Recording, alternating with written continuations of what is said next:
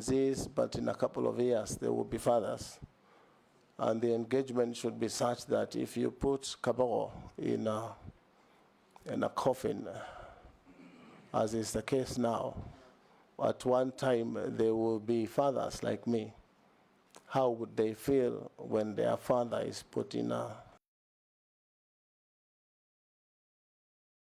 Suffice to say, Mheshimiwa, that the laws are there. We have, for example, the computer misuse and that law that governs such misuse is just a part of enforcement that needs to be improved, and also regular review of the law, but also cognizant of the fact that there is freedom of expression in Kenya, and we have to strike a balance so that the freedom of one is not used to infringe on the freedom of others. But more so, we should be thinking about engaging the younger generations, the Gen Zs, the millennials, on how to have ethical use of cyber space or internet space. Because today there will be Gen Zs, but in a couple of years they will be fathers. And the engagement should be such that if you put Kabogo in a coffin, as is the case now, at one time they will be fathers like me. How would they feel when their father is put in a coffin? Genuine engagement with the parties that are sharing this platform. On the challenges of the use of AI, I said AI before is good because it helps. If you want to know something today about anything, AI can help you, because AI, what it does is try to mimic human behavior and human thinking. And it's quick, it's information on your fingertips, but badly used will be detrimental to any nation. We should be able to have laws that help in our behavior and our attitude in terms of engaging and using AI. And from time to time, if I'm confirmed in this ministry, we should be able to engage the legislature to see that we have laws that help so that there's a balance. Again, I am aware of the very, very vibrant constitution that we enjoy today that has freedoms that I would not be the one to get into the toes of breaking other people's freedoms, but cognizant of the fact that there should be a balance. And I think I've answered your 3 questions. Thank you. Thank you, Honorable Speaker.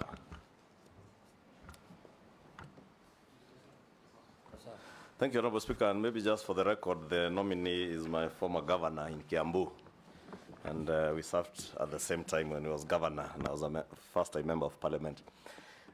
CS nominee, you have indicated that you are the party leader of Tujibebe in your documents. Tujibebe or Kenya leader as a party leader. I don't know whether you have resigned or you intend to resign. If approved, whether you would resign.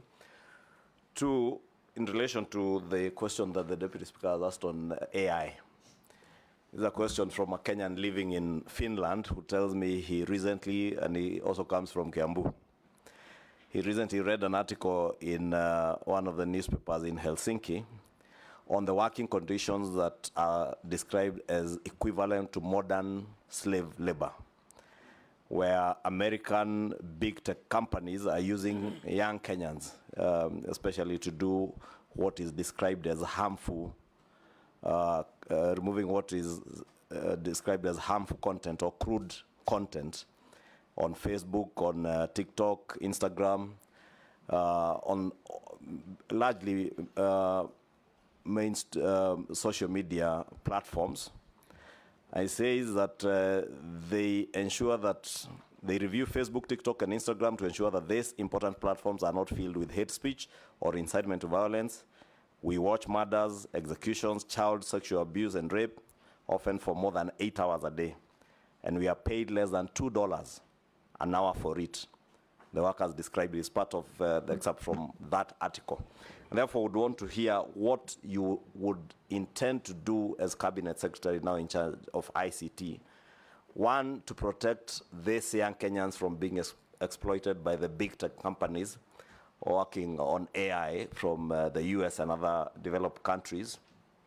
And two, to also protect these young Kenyans from the harmful effects of the content that they watch, that they have to go through as they work. And you know, mental health is indeed a big issue and has been rated as one of the big issues, especially with those working in the tech space in the country. And probably part of it is out of this engagement with content that they are finding online as they work. What would you do to protect them? Lastly, on revenue assurance, calls dropping Kenyans telcos. Continue to work with, we all work with phone companies or telcos that call drops are very frequent, and nobody ever compensates Kenyans for the call drops. What you would intend to do, plus, because that is a situation where these telcos are stealing from Kenyans as we make calls. But the same telcos also steal from government in terms of revenue, because we have a system where KRA cannot tell how much airtime you have used, because it's a self-reporting system with the telcos. What revenue assurance systems would you put in place, probably from CA, Communications Authority, to ensure that CA has a view of the amount of data, the amount of airtime that Safaricom and all the other telcos are selling to Kenyans, because there is theft both ways, from Kenyans and also from the revenue authorities. Nominee, you can record the next questions. Junet. Thank you, Honorable Speaker. Honorable Speaker, through you, I would like to ask the nominee, Honorable William Kabogo Gitau, that we are looking here at the suitability, his suitability to be the Cabinet Secretary for ICT. In that regard, having been a governor, member of parliament, and having run a huge county like Kiambu, I have no doubt in his capacity. But these are the questions I want to ask. In 2010, Honorable Chairman, the late Professor George Saitoti, then the Minister for Internal Security, named in Parliament persons suspected to be drug traffickers in connection with alleged illegal trade, drug trade, and who are under investigation. Among the persons that were named, Honorable Speaker, the name of Honorable Kabogo appeared on the list. Can you make it clear to this committee and the great people of this country who are watching you today, did you or have you ever been suspected or charged with drug trafficking? Second question is, this is a simple one, during your tenure as a governor of Homa Bay, of Kiambu. No, Kichwangi, do you Homa Bay? Yeah, it's Kiambu. You have snapped, they say many times, summons from the Senate. Now, as a cabinet secretary, you will be answerable to Parliament. These are, other than the appointing authority, these are your next employers, second employers. You will appear here every day to answer questions on ICT and those kind of things. Will you be able to appear before the Senate and the National Assembly at any time that are required? And lastly, people also describe you as somebody who is they say tough-headed, bordering arrogancy, highest level of high-handedness. How are you going to be compatible now with being a CS with this kind of job that requires a lot of humility? And looking at your CV lastly, I went through, you have not indicated how many children you have. Can you share with the committee how many children you have, Honorable Kabogo? Go on. In Africa, we don't count children, so you can ignore that. Thank you, Mr. Speaker. First, I appreciate the fact that Honorable Junet has said he has no doubt I have the capabilities of becoming Minister for ICT. I thank you. Party leader, Mheshimiwa Ichung'wa, is talking about working conditions and big tech companies. like I said before, Mr. Speaker, it is the use of regulatory frameworks and legislative work that can help us deal with these big tech issues. And the way they take advantage of especially African countries in terms of call drops. I have been a victim of very many call drops by Safaricom itself. And the minute you call them and ask why is this happening, they say it is technology, it is these days, you know, frequencies, all these stories. As Minister for ICT, if I'm confirmed, Mr. Speaker, this will become a thing of the past. We should be able to ask CA to be able to get call logs and determine how much call drops each caller has and what the company needs to do to compensate drop times. On the issue of hate speech and harmful content, again, this is a matter of every country having its own regulations. It is true if you look at TikTok, you look at Facebook and X, you will find all sorts of pornography, actually even available to children. This is a situation where our regulators should be able to engage these providers or the owners of these apps, Facebook, TikTok and others, to know how they can be regulated. Nominee, it is not about the regulator.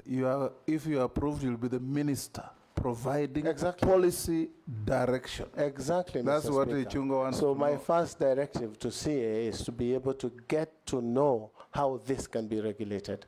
And we have technical people who have experience, Mr. Speaker, on how these things can be done.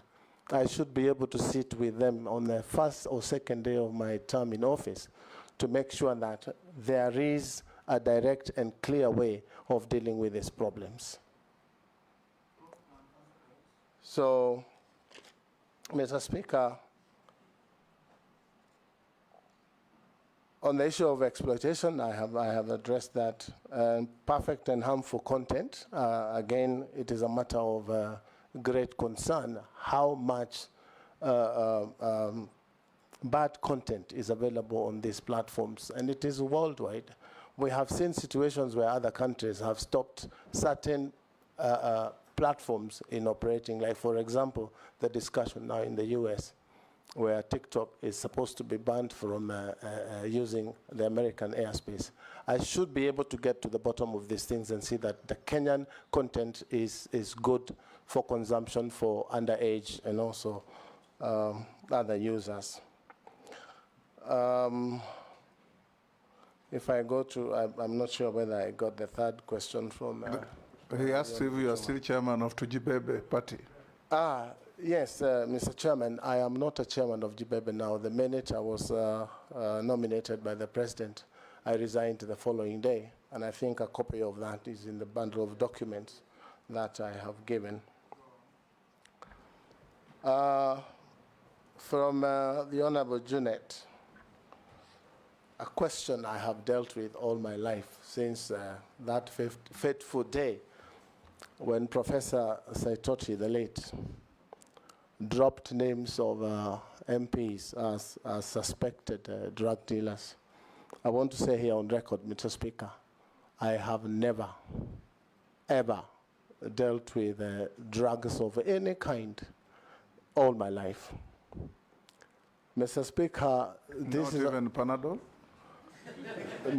Mr. Speaker, I do not imagine that Junet Mohammed was asking about Panadol. I have some in my pocket if it's just Panadol. But I know he's talking about hard. We know what he meant. He's talking about hard drugs, cocaine and the rest. And this is a very disturbing subject, Mr. Speaker. But I invite Kenyans also to have a look at the dossier that Mr. Saitoti brought to the House. It's a dossier such that, Mr. Speaker, if it was given to Inspector Mwala, it would not pass Mr. Mwala's table for a script. If Mr. Speaker, at that point in time, and records speak here in this House, I fought vigorously the tabling of our names without a leave of the House, because the rules are such that if you are discussing the conduct of an MP, you need to move a substantive motion. But for that particular one, it went through smoothly as planned. But my point here, Mr. Speaker, the government or agencies, the police, did a thorough investigation, and they gave a temporary report a month later, which was tabled and is part of the records of this House, and they found that I was not culpable. I had never been involved in drug trafficking, and I had never been a driver of the Honorable Mao, as that dossier had said. I actually said, Mr. Speaker, on the floor of this House, that there is no need of anyone trying to do extradition proceedings to get me to travel to the US to answer these charges. I offered myself. They gave me a one-way visa, and I'll take myself to any part of the world to answer charges of drugs. It's never happened. So the authors of that dossier probably didn't get exactly what they wanted, but what they got is messing with people's names. And that is the situation it is today. Mr. Speaker, it has continued to happen. People talking about, you will find some of us are named Pablo, all those names. But the truth be told is that I did take some people to court. If you remember, there was a program by Standard called something Mihadarati by Mheshimiwa from Nyali. And I did take them to court. It's taken long, about 8 or 9 years. But finally, I got judgment against them, and I was paid a little bit of money. But circulation is still happening. This is something I am bound to live with for the rest of my life. But I do not do drugs. Thank you. That was a tough one. Yeah? You've not answered one. He also asked you that when you are governor of Kiambu, you snapped invitations and summons to attend. I'm going there. Okay. Thank you, Mr. Speaker. You know, it was the perception of being high-handed. It is. Pardon? Go on and answer the questions. Yes. Yes. In the beginning, when governors were being called to Senate, there was a general feeling that we should not come to Senate as an independent government. But when it was clear through court decisions that governors would appear, we started appearing, and I want to be on record here, Mr. Speaker. I came to this Senate House to answer questions of senators. For 3 consecutive years, Kiambu had appeared. As a matter of fact, I came to the clerk of that committee, and I said they can ask the chair, I think it was Professor Nyang Yong then, that should any county be invited to the Senate and they do not appear, Kiambu can appear. It's just next door in short notice, even half an hour. And that's how we managed to go through our audit queries for Kiambu for 3 years. So I should be able to appear before the House of Parliament, both Senate and the National Assembly, to answer any questions that may arise, and also carry along the staff of the ministry. Sometimes you ask questions. I've been to this House. Sometimes you ask questions, and the minister is given questions by technocrats to bring to the House, and they're never accepted. I should be able to come with the PS or whoever it is and tell them, now you need to answer this question because it's being asked by MPs who represent the people. It's the people asking. So I will honor invitations to appear. What was the other part? Are you arrogant, Yes. tough-headed, and high-handed? Mr. Speaker, I have a very serious face, just like yourself. And that may sometimes be confused to be, but I'm very straightforward. And I do not beat about the bush. I say things as they are. And this is where people wonder whether doing things right or doing the right things is the thing to do. I believe in doing things right, but doing them right. So that sometimes it appears. I have a very strong personality on putting things in order. And that is why I was able to bring order to Kiambu, a very difficult county. How come they rejected you after one term? Mr. Speaker, that is a long discussion you and I would have, because you know how elections are done in this country. Yes, Junet? Mr. Speaker, the nominee has answered me saying he is not high-handed, he is not arrogant because he has a very serious face. So does he use his face and his bald head to scare people? Speaker, maybe because there's also a question CS nominee did not answer, but probably just in defense of him, Honorable Speaker, on that, or without being seen to defend him, from a question by my colleague Junet, is probably a character trait of people from Kiambu of being straightforward, saying it as it is, and we are at times misconstrued to be arrogant, but that's just the way we are, Honorable Speaker, those of us who come from Kiambu. So is that what you said, Leader, the burial of the mother of the Speaker? Honorable Speaker, CS, my question on the big tech companies is how they're exploiting, and in fact, that article spoke of the work that is usually done by students, housewives, and groups of people who are in a weak position. So what I wanted to hear from you is what policy proposals would you be having to ensure, one, that the big tech companies first conform to our labor laws. Two, they are not exploiting these people because they're in a weak position. Because what they are doing is taking advantage of our students because they can be paid $2. $2 translates to about 300 shillings an hour.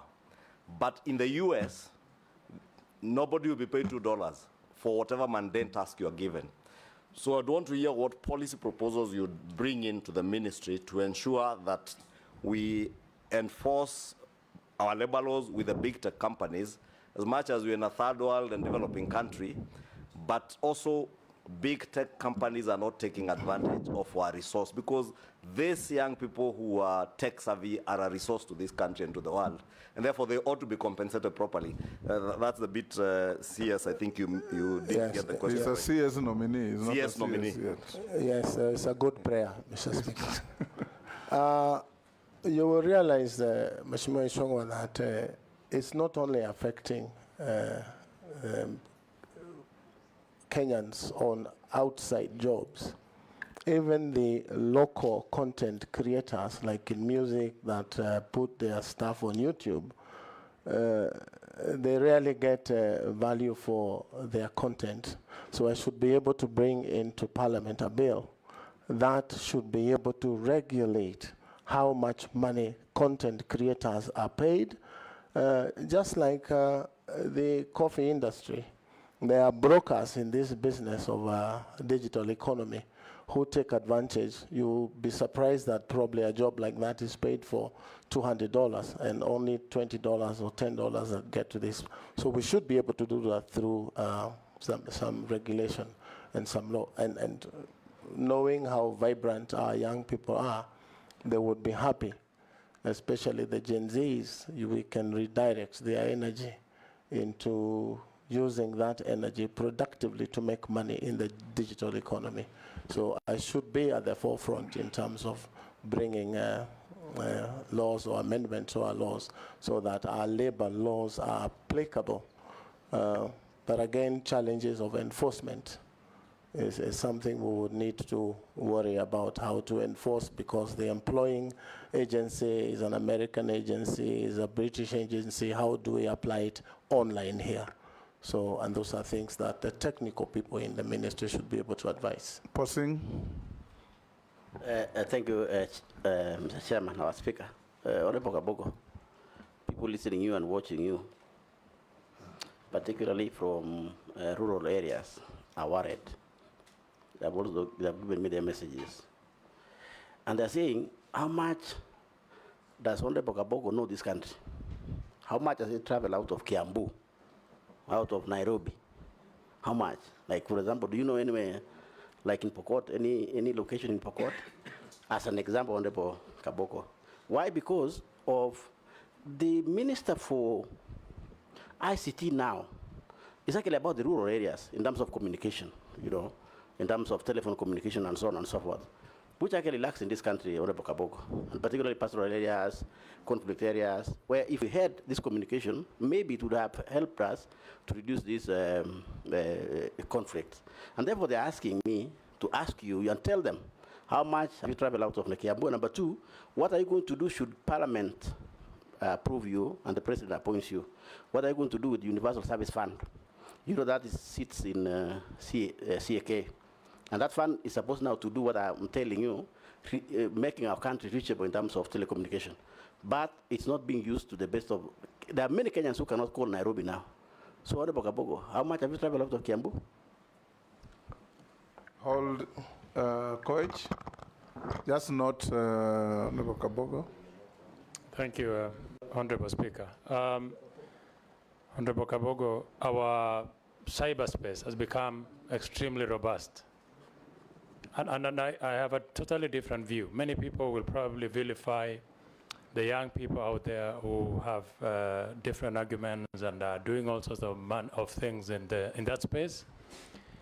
But in this very same seat that you are, 4 months ago, I asked the then nominee, who is now out, what she will do, particularly with the space of the many young people, enterprising young people, whose source of employment will have otherwise been in that space. I give you an example. Mulot, for instance, is a small town, but extremely robust in terms of business. That is particularly coming from the cyberspace. So many young people, but many of it borders on criminality. And I posed a question at that time to the CS nominee that what will she do differently to make sure that you can harness the young people there and have a resource in them. She promised that she was actually going to look into it. She was going to probably even build an institute and tap on the knowledge of these young people and onboard them into genuine business and transactions online. Of course, she didn't do it. I really want to peg my hope, assuming that you are approved, and I really want to hear your thoughts. What are your plans to these many young people out there? You look at the communication there on the internet, and you can see frustration. And many people are educated. Can we tap this otherwise unuseful communication on the internet and make a resource out of it, make those people earn their income from that space, and in a way, we will get rid of the negative communication that we have in the cyberspace. What are your thoughts, Honorable Kabogo? Naisula, take the next Honorable Kabogo. Thank you, Chairman. And one of my questions was raised by Honorable Kosing on the issue of ensuring that every part of the country, Kenyans can access telecommunication services as a basic right or need. My question is on the issue of data protection. There's been a conversation in the country about how people are accessing individuals' data. When you talk about people who are to be arrested or to be found and their data is accessible, you know, through the telecommunication providers. It cuts the same way. Members of Parliament here also, their data is plastered all over, and they get kusalimiwa. I would like to get your views on data protection of individuals in the country for everybody, because it's a double-edged sword.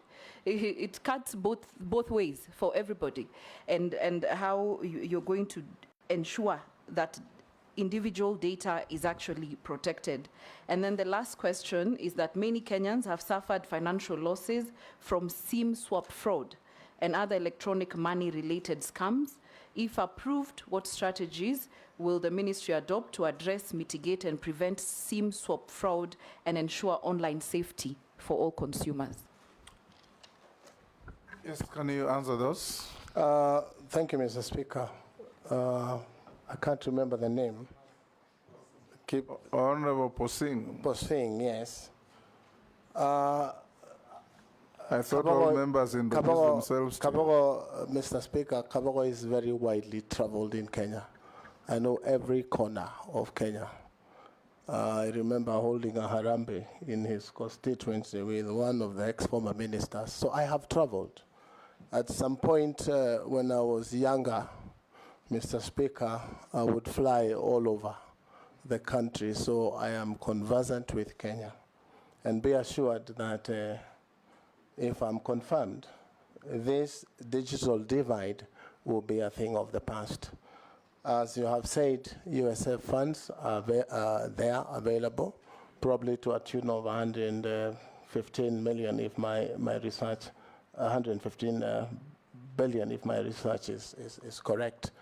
And we should be able, if you look at the master plan of the ICT department, is to connect Kenya. And I want to be the minister, Mr. Speaker, if confirmed, who connected Kenya 100%. Mr. Speaker, you realize that from TIMS, Kenya government owns 20% of the internet in that cable. And you will find only 2% of that is tapped and utilized by Kenyans and more so government departments. So I should be the one who will make sure that that 20% is spread in the whole republic. And for cases where security is a threat, we have satellite services like what Starlink is doing now. So government should be able to have a discussion with satellite internet providers so that the entire republic is connected.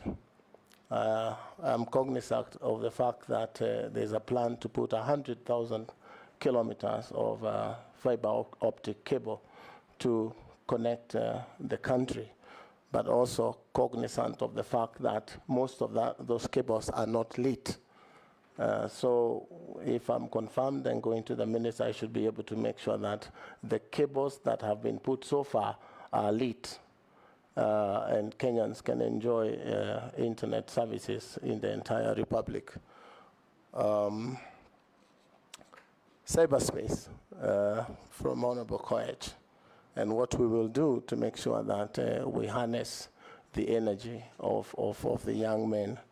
Mr. Speaker, I want to say that I want to be that minister that engaged the Gen Zs and made sure that their energy was converted, and they will be so engaged such that they will be able to make money, business in the digital platform.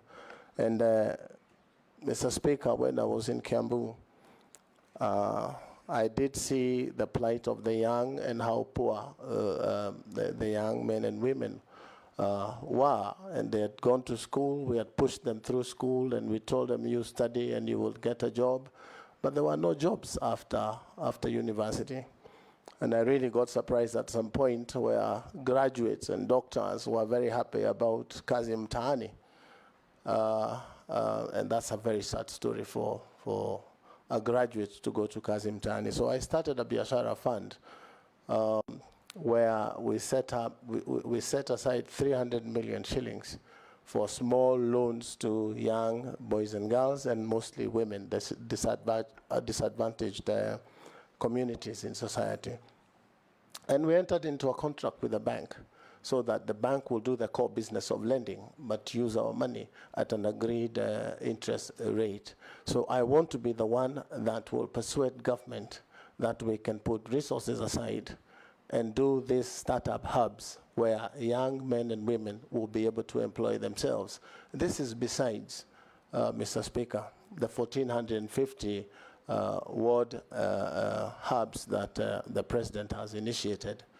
I have a feeling that every one of those ward hubs would bring forth about 10 so that the young men and women can get access to affordable loans. You realize that today the non-collateralized loans in Kenya are charging interest of up to 20–25%. And really there is no business a young man would do and be able to pay interest of 20%. So if we can get non-collateralized loans by government or a collaboration between government and, for example, KCB, loans will be given to these young men, and it's startup loans.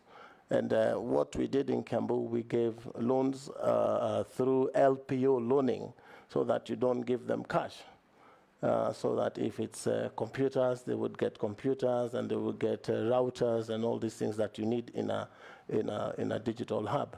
And then they would use the digital hubs for a period of 2 years, for example, during which they should be able to get money and support themselves. So that's one of the things that we could initiate. Data protection, I think, from the Honorable Lesuda. You know, I understand the concern of data being harvested. And if you listen on social media, you will see people attacking that Safaricom has released people's numbers and then they are being given to Kenya Revenue Authority. I say from the front that if that happens, it is illegal because we have laws that protect data. I am told, and I want to reliably believe, that only a security threat would cause sharing of data. But I would want to be the one that makes sure that private and personal data is protected by government if I were to be nominated. It is a serious threat to persons, it is a serious threat to families, and I would want to make sure that, again, dialogue between parties, discussions online and offline and in places like Parliament, opening public portals to discuss data security, data protection, etc. would help so that we create a modus operandi sort of on what we say and what we, because some of these things may just be not true. I do not want to say it's not true, but it may be so. I think, Honorable Kabogo, I think it's better to correct you on the issues like, it's not really the phone companies that have, like Safaricom, that are guilty of giving out people's data. It's usually those companies that ask for your details to get bonga points or so many points when you buy, when you go shopping. Those are the ones who have your data, and that's where the fault has actually been, not the official service providers. Correct, I'm corrected, but that too happens. Yeah. But I also want to say that when you go to Carrefour and buy something online and it's delivered to you, the next thing you see is a message from Carrefour asking you whether you will be buying the same things again, meaning that the number you used to pay, your M-Pesa number, has been harvested from the where it is places like Carrefour and be able to see who is shopping what and how much capacity they have. So it's an entire complex industry, but Kenyans are innovative and we have the capacity to deal with those problems. Thank you. Mary Emase. Thank you, Chairman. My question to the nominee. This country's been battling with a lot of gender-based violence, femicide, and many others. And I want to take you to 2011. In 2011, a young university woman with a beautiful and a promising life, Miss Mercy Keino, was found dead in unclear circumstances, just like many of them that we lose through femicide.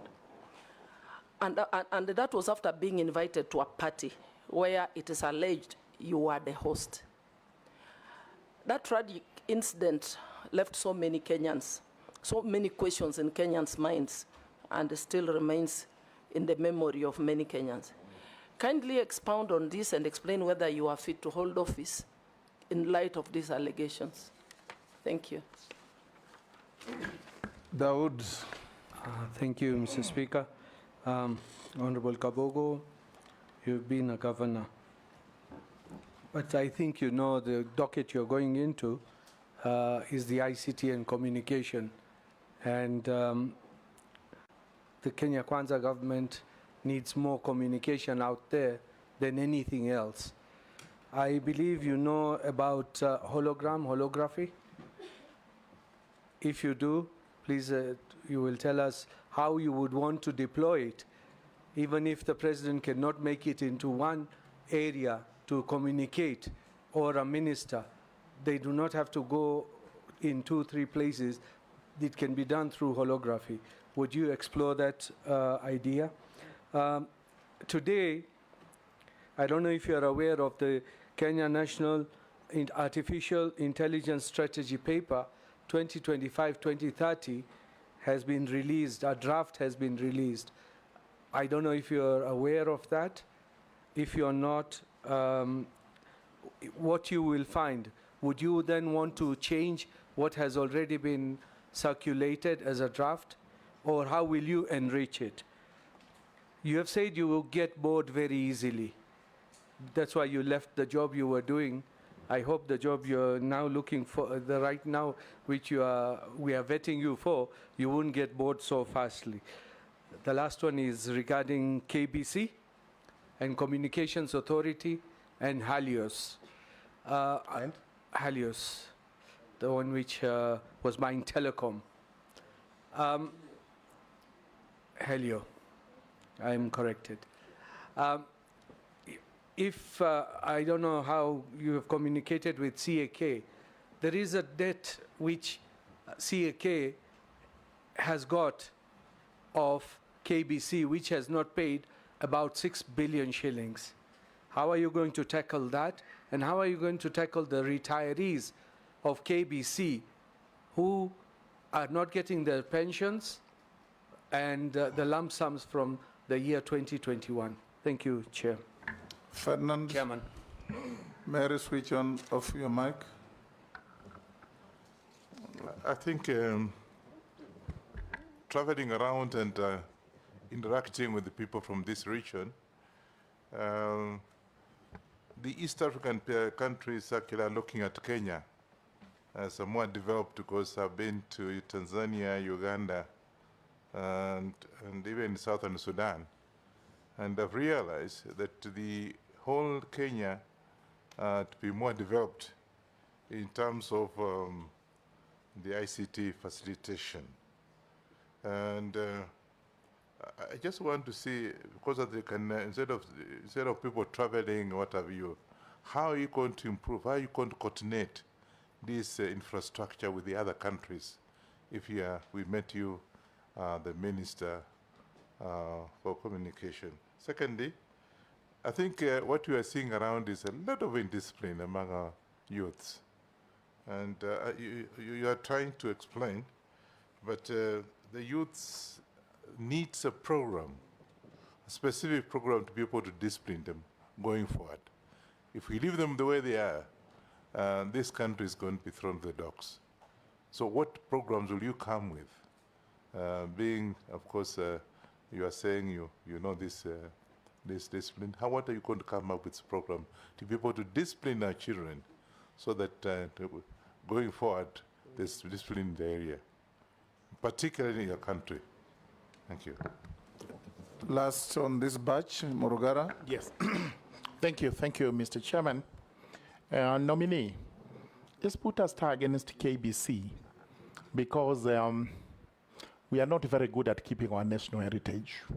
I mean, the successor in title, KBC, took over from VOK. And VOK was quite developed those days when we used to have it as our main station. Today it's a pale shandal.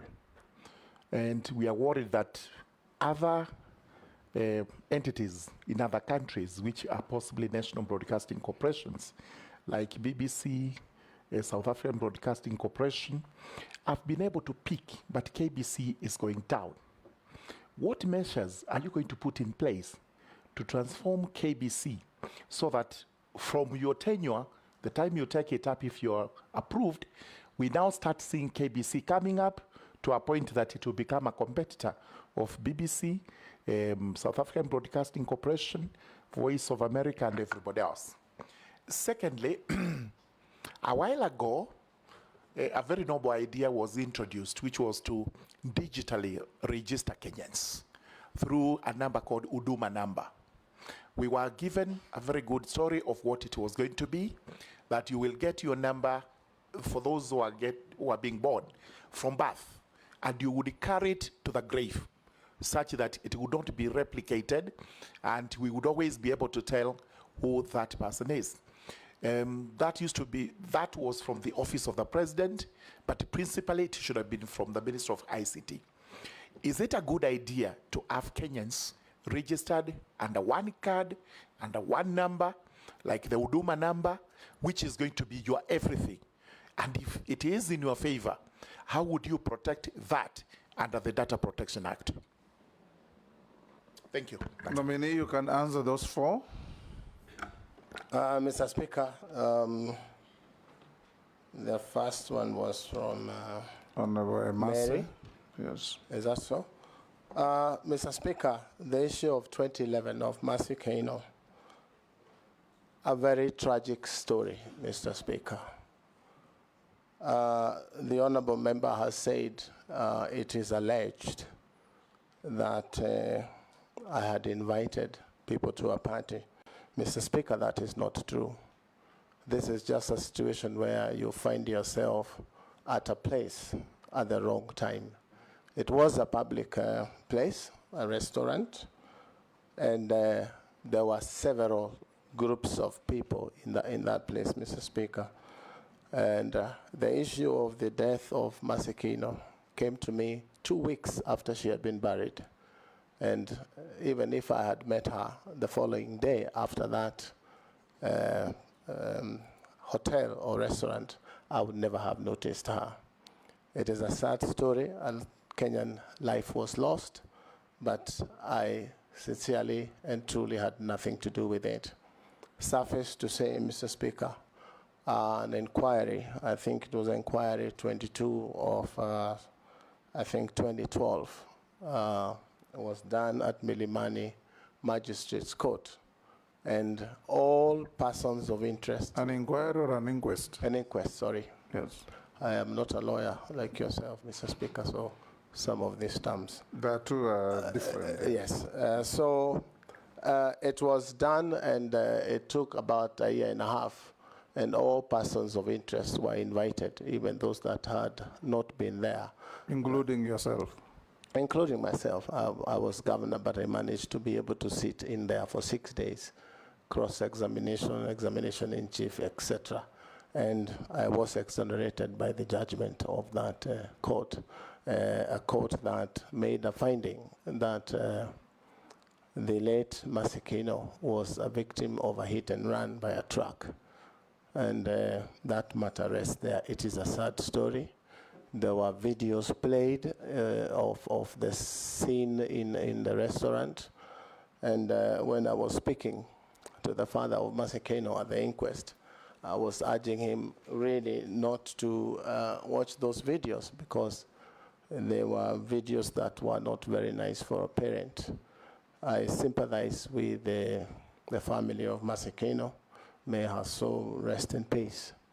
But I am certain that as a child, and a God-fearing child, I believe that one day the truck driver or whoever it is that was in the truck that killed Mercy Kaino will be able to come out and say, unfortunately, I kept quiet, but I did it. And I hope that day will come. I have a copy of the inquiry report with me if anyone would be interested to have a look at. It's a public document. Honorable Dawood, I am not aware of the 2025 bill, but he asked me what I would do if it's there, whether I would reverse. I would have to probably study it closely with the technocrats in the ministry and understand what has informed the bill, what it wants to cure, and look at it with those that are technocrats in different divisions in the ministry to make sure that we bring to law a useful legislature that will help. I'm not sure whether I understood your question. It's a strategy draft, not a bill. Right, so I'm well advised. So that's what we will do. Look at it and go through it with those that have proposed that draft. Holography it's a welcome idea. It's of today's world, that's what is happening. So it's something we could embrace. But again, with AI, we have to be careful about what is disseminated because through AI, many things are happening today. I was asked to, KBC, the Horace loan, and what we would do with Kenya Broadcasting Corporation as an icon, a historical sort of thing for Kenya from VOK. In my mind, Mr. Speaker, KBC needs a total overhaul. It needs to be reassessed, how it's operating, so that if you look at BBC and other, Al Jazeera and others, they have a contribution from state that funds public broadcasting, so that KBC may have a wing of public broadcasting and the commercial division that takes care of its commercial entity. I've talked to a couple of people and they say KBC has got a lot of land. They could sell their land and revamp KBC financially. From the school of thought, Mr. Speaker, when you sell the first parcel and sort out the employees' emoluments and pension and statutory deductions that have not been paid, and probably buy a few cameras and things like that, they go back to the same hole a year later, they will pick the next plots and sell until the 8th one is sold and they have no plot to sell.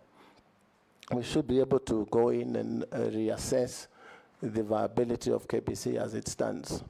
I have come across during briefing something that says they want to borrow from, I think it's Spain, a tune of 12 billion to revamp KBC by buying new equipment, broadcasting equipment, etc., etc. And that, to me, sounded very worrying. Because you will look at other broadcasting stations like, for lack of a better example, like Citizen. And if you assess the sort of money they have used to make their broadcasting stations what it is, 12 billion is completely exaggerated.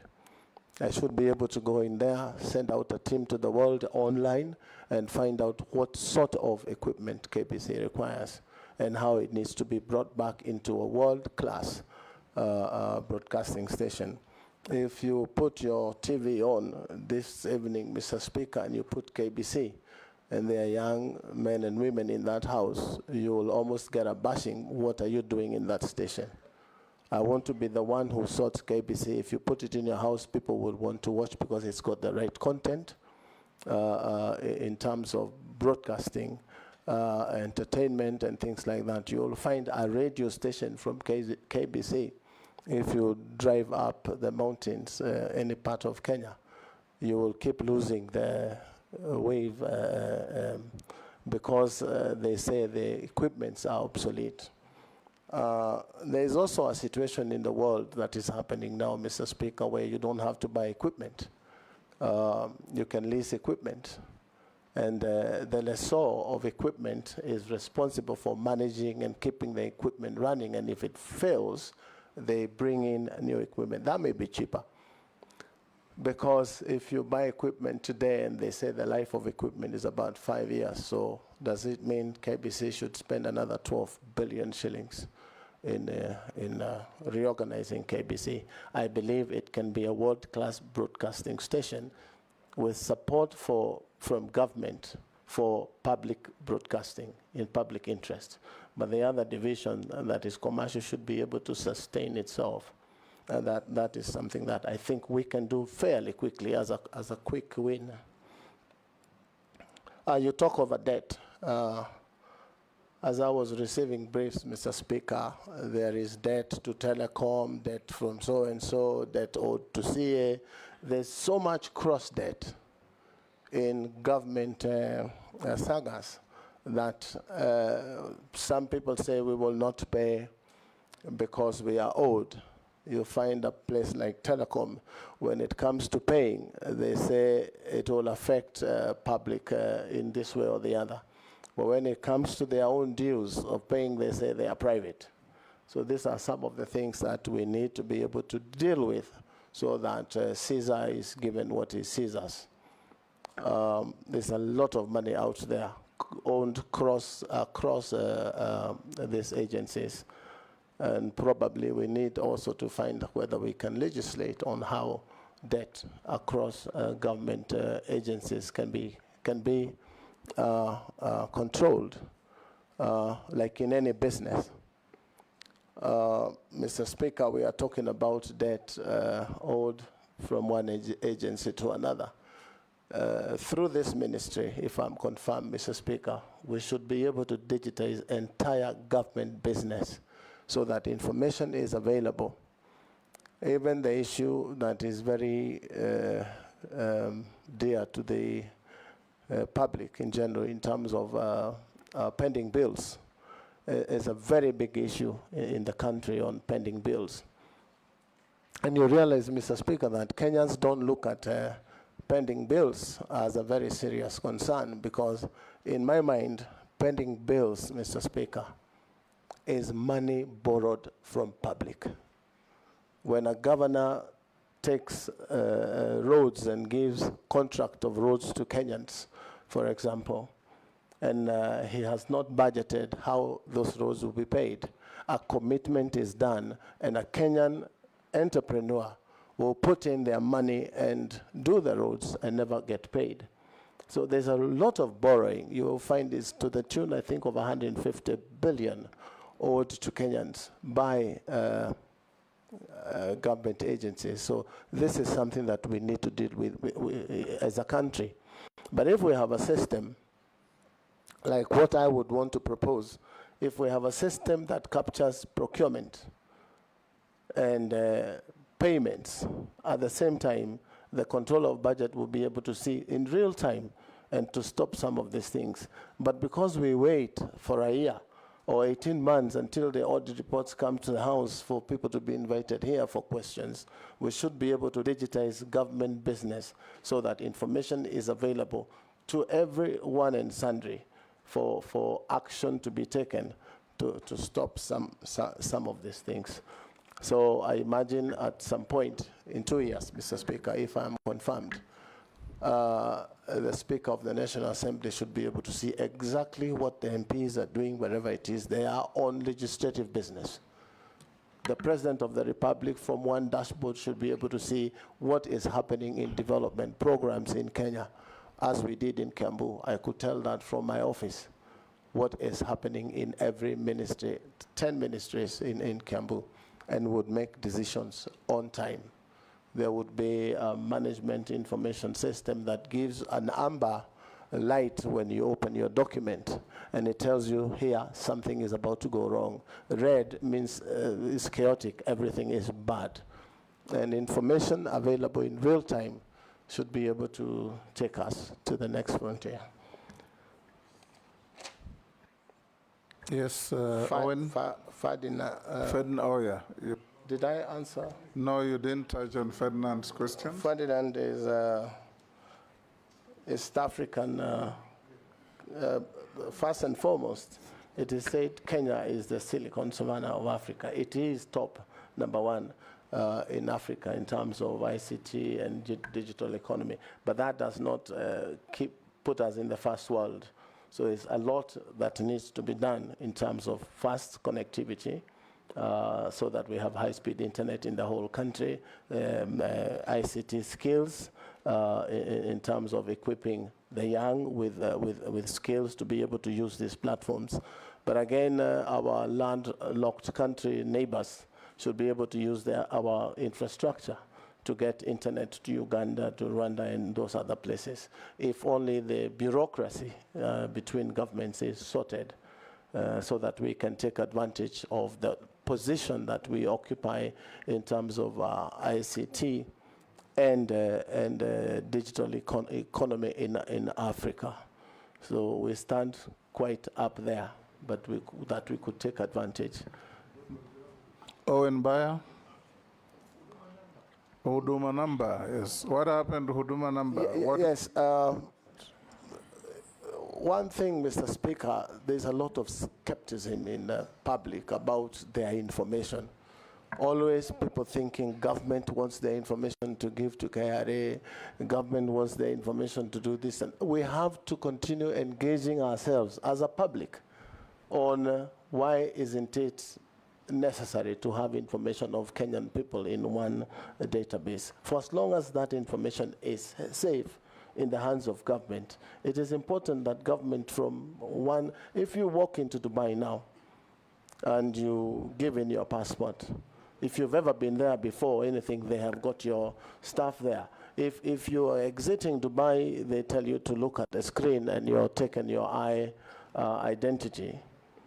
The time you're kicked out of Dubai, you will never go back to Dubai again because your information is right there. So I think myself it's a myth that we need to deal with in terms of educating ourselves and having this open dialogue that government is not always bad. Because, you know, that is a sort of general feeling I have now. But it's working, it's something we can work on. So I believe it's important for any state to be able to know its citizenry, right from birth all the way to the death certificate. So I have nothing against Huduma number myself, but we need to go in there and find out, are there other things that are being done that look like Huduma number? Because every other time this is changing, that is changing. I believe we can have one document that suffices for all services. And avoid spending public money on some of these things. Owen Bayer. Thank you. This is the fourth time Take you're the calling next my question. round. The fourth time you're calling my question now. Yes. Thank you very much, Honorable Speaker. Honorable Speaker, I would like to ask the nominee this question that touches on collective responsibility as a binding note for Cabinet. You're aware recent events have shown that a CS could actually call a press conference to complain about and seek questions for government he serves in based on a personal issue or personal matter. And if you are given an opportunity, Honorable Kabogo, how would you handle this issue of collective responsibility? And that would you have the discipline to really stay in government and say this collective responsibility, or will you just, as a politician, you know you're a politician, go the political way and seek public sympathy, or would you handle it differently? Secondly, Honorable Speaker, our question on expired data. You know, when you buy data, you don't use it, it expires. And I see on my phone a lot of data that is I can't use. You know, a lot of it I can't use because it's expired, but it is there. But when it comes to consumer protection, why would I be forced to use data when I don't want to use it? It's my property, I bought it. Why would a telco want really to control how I use it? And how are you going to bring in policy and regulations on the same to ensure that Kenyans are not robbed by telcos in terms of expired data? I think there are millions of expired data out there. And Kenya are suffering. They have it, they can't use it because somebody decided they can't use it. You know, and lastly, Konza Metropolis was a great idea. We see it when we pass going to Mombasa and we see the development that is there. But the idea behind the Konza Metropolis is that we're going to have cutting-edge technology coming out of it. Cutting-edge technology, that we are Silicon Savannah. And that was the base for the Silicon Savannah, that we would see a lot of things, apps and all that coming out. But what we see a lot is buildings. We see they come out to install internet, simple things that would have been done from Nairobi. But we have a whole lot of a metropolis, and we would like to see it work if appointed as a cabinet secretary for ICT, what would you do different to ensure that the Silicon Savannah that President Kibaki envisaged then and the Konza Metropolis would come to fruition as soonest for Kenyans, for the many young people who are looking for jobs and getting disturbed on the internet and on phone? They would be there producing high-end technology, but now they're not there because we haven't actualized what President Kibaki wanted us to have. I thank you. Robert Bui. Thank you, Mr. Speaker. First, recently we had an international company that was also taking advantage, like these other big techs, and mining, data mining. We found queues at KICC of young people lining up to have their irises, I think, copied. And it took the intervention of the National Assembly, actually, to stop that. So what will you do to ensure that this kind of thing doesn't happen again? Now, there's also the issue of pending bills that are owed to media houses by the government. And, of course, that has led to some of these media houses closing and, journalists being owed a lot of money. What will you do to ensure that they are back in business? And finally, what do you want to tell those young Kenyans on social media, because this ministry is responsible for social media, and who are actually out there saying that they believe this position should have been given to a very young techno-savvy youth in furtherance of the Article 10 of the Constitution, which is principles of good governance. Thank you, Speaker. Let's take one more. In fact, two more. Mule. Thank you, Mr. Speaker. Honorable Kabogo, if you are approved by this House, and I heard you speak about Starlink, owned by the billionaire Enoch Marx from the US, what will you do to make sure that you protect the investment done by Kenyan companies like Safaricom, Telecom, and any other investment which has been done in the country, to make sure that Starlink does not come here and kill Safaricom overnight? You know the number of people working for Safaricom. The revenue collected by government from Safaricom is the highest. If we allow this under your watch, I think the Gen Zs will not let you smile. So we want to hear your views on that, because it's a connectivity issue and the investment by Kenyan taxpayers' money in this country, and you must protect it. We need to hear that. Secondly, Vision 2030, which has emphasized a lot on development on knowledge-based economy, highlighting the importance of ICT in this country through education to enhance productivity and efficiency, is key. And you are getting into this ministry whereby we have only 5 years to actualize the Vision 2030. That's 5 years to go. And we still have the Konza City, which is supposed to, and it was one of the flagship of this, to make sure that digitization and ICT integration in the schools is well implemented. What will you do in the ministry to fast track this and probably leave a clear legacy to make sure that the vision for Honorable the late Mwai Kibaki of Vision 2030 is achieved? Thank you. Raso, I'll jump you to Shuria. He says he wants to ask a question and shortly leave for a meeting. Shuria? You are going together? They are fasting. No, it had nothing to do with religion. Thank you, Mr. Speaker. Mheshimiwa Kabogo, there was a recent public notice issued by the Communication Authority on tax compliance for mobile devices in Kenya, which has raised concerns among consumers and stakeholders regarding its implementation. To your knowledge, what is the intention of this notice and its relation to the government agenda on telecommunication security? Thank you. So, Raso, if you are going together, then I'll give you the opportunity. Mr. Speaker, he seems not to have gotten the question. He wants me to repeat it, is it? Okay. Through the chair. Through the chair, okay. Thank you, Mr. Speaker. There was a recent public notice issued by the Communication Authority on tax compliance for mobile devices in Kenya, which had raised concerns among consumers and stakeholders. To your knowledge, what is the intention of this notice and its relation to government agenda and telecommunication security? Thank you, Honorable Speaker. Okay, Russell. Honorable Russell.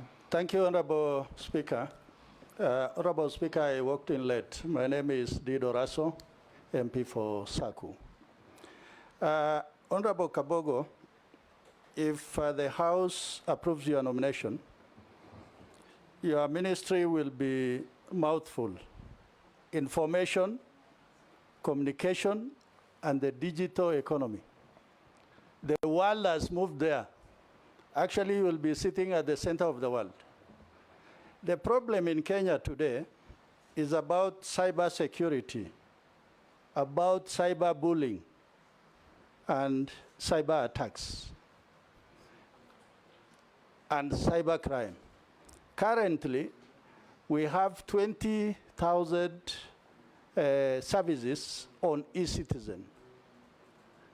If those sites actually are attacked, it means Kenya will be closed for a minute, for a day, even for a month.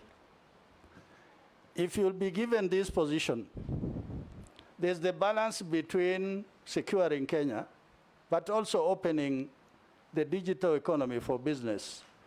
How have you placed yourself that Kenya runs, but at the same time, Kenya is secure? Thank you, Honorable Speaker. You can respond to those four. Thank you, Mr. Speaker. Yes. The first one was from, I think, Honorable Bayer. Owen Bayer. About collective responsibility. That is the issue, the whole world, where collective responsibility is supposed to be. Excuse me, Mr. Speaker. And you talked about a recent situation where a minister of government came out and broadcasted dissent or his dissatisfaction on the issue of abductions. And I simply, from where I sit, and you said I'm a politician, I'm more a leader than a politician, because the politician thinks about the next election and the leader thinks about the next generation. So I belong to that other side. But from where I sit, that was very irresponsible of the Honorable J.B. Muturi, if I may say so, Speaker, without saying more. If I was, or I were, on his position, or in his position, I would have taken my dissent to the appointing authority. And if I was afraid of facing the appointing authority, I would go to cabinet and air it there. And if I'm not satisfied, tender my resignation. I resign because I don't believe in what the government is doing in terms of abductions. But politicians, that's what they do. I hope I have answered you. Then there was a question of expired data. Mr. Speaker, I personally have been a victim of buying data. And the next week or so, I was told my data had expired. And if you go to my Twitter handle, I did express my concerns to Safaricom. And I said we should stop now using Safaricom. At that point in time, that was my belief. And I explained that you cannot go to a shop, Mr. Speaker, and buy sugar, and then come to my house and tell me how not to use or how to use that sugar. And I think I want to inform the member, since then, I really had a back and forth with Safaricom.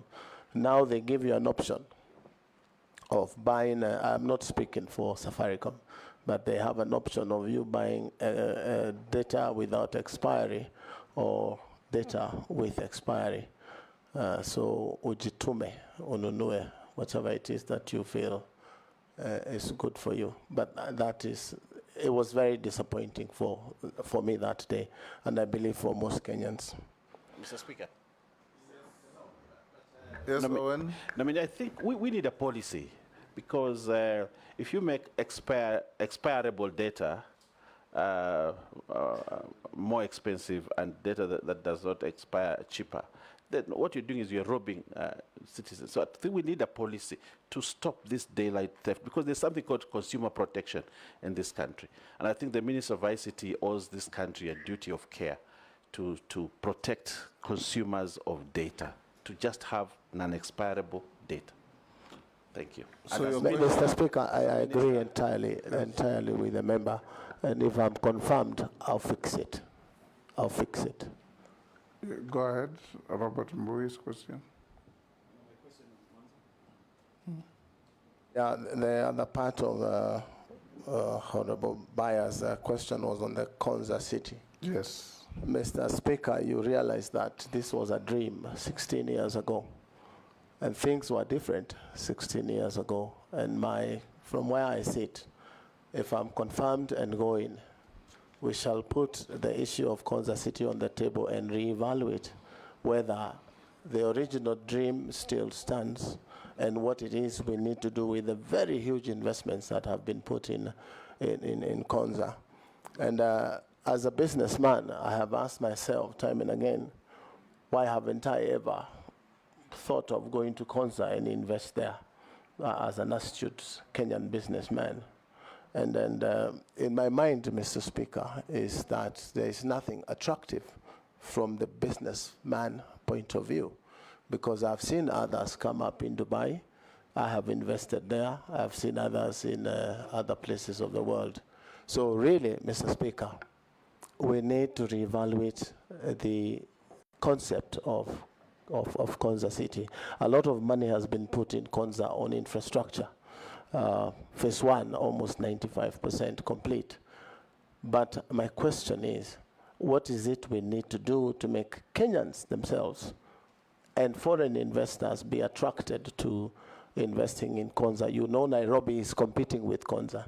So we must have an incentive scheme that sends people and international investors into Konza, like tax holiday, duty-free status, land available at almost zero rate, so that they can put huge investments, is to create the demand and the need of people to invest in Konza. And that would be a game changer. There's something in the world that is happening now called tokenizing.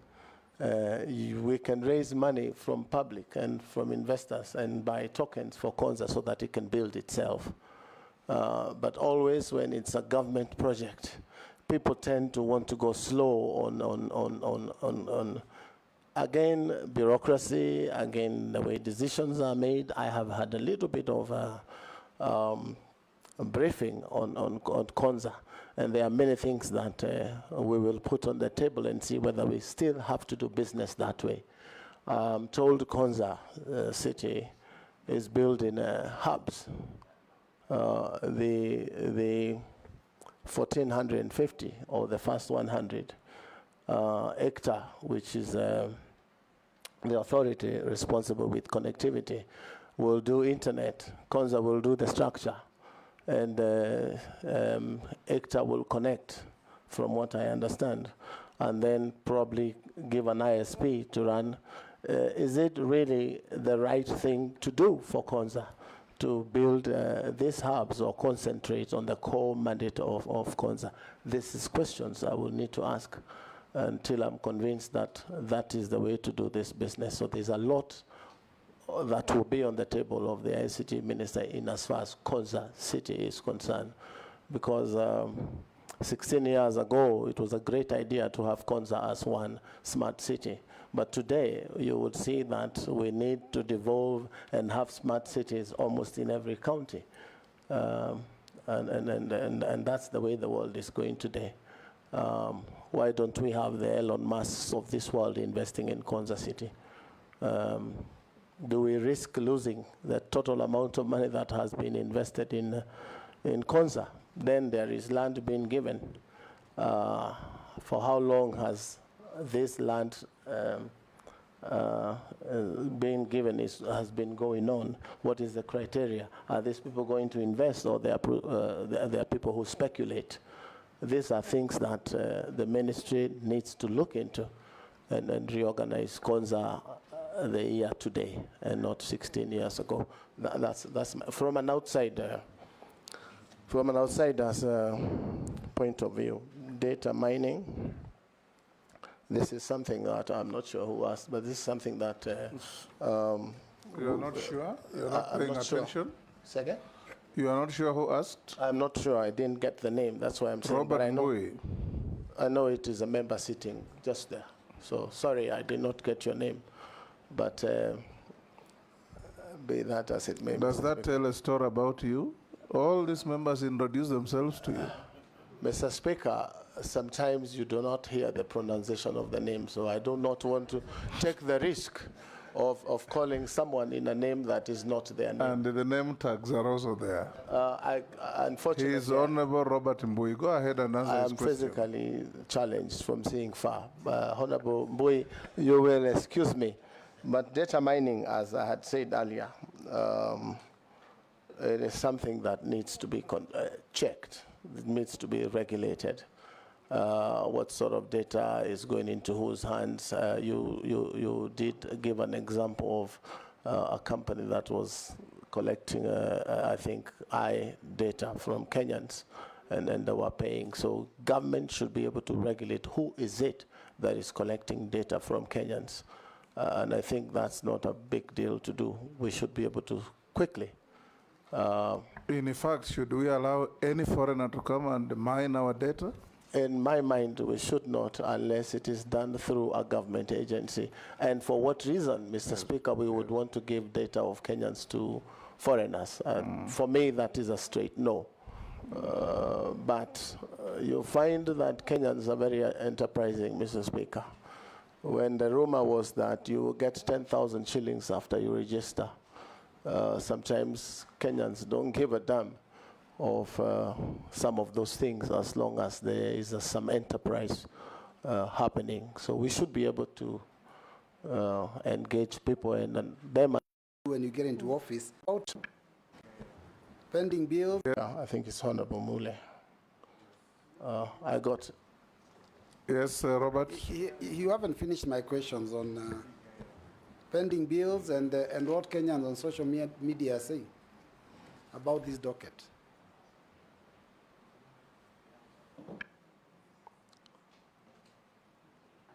I didn't get the question on pending bills, what it was. Yeah, it was about pending bills that the government owes to media houses that have led to some of them collapsing and journalists not being paid so much money. So what will you do when you get into office? And the other one was what Kenyans are saying on social media. They're saying that this docket should have been given to a young, techno-savvy youth in furtherance of Article 10 of the Constitution. So what do you have to say about that? Let me deal with the first one because it's fairly easy. The issue of pending bills, Mr. Speaker, I had addressed the issue of pending bills to Kenyans, not now media owners, Kenyans themselves who've built roads, who've built hospitals, and their money is held by government. I'm saying we must have a way of controlling pending bills. And if we digitize government procurement, media houses procurement, no one will go and spend money they cannot pay. And I gave an example of a governor who walks into office, like I left office, somebody else walked in, and quickly they want to commit money for roads, for either one reason to build roads or another reason. And Kenyans quickly run and put their money into those programs or projects, and to wait for many years not to be paid. There must be a way we can legislate on the issue of committing funds that you do not have. But if I am confirmed.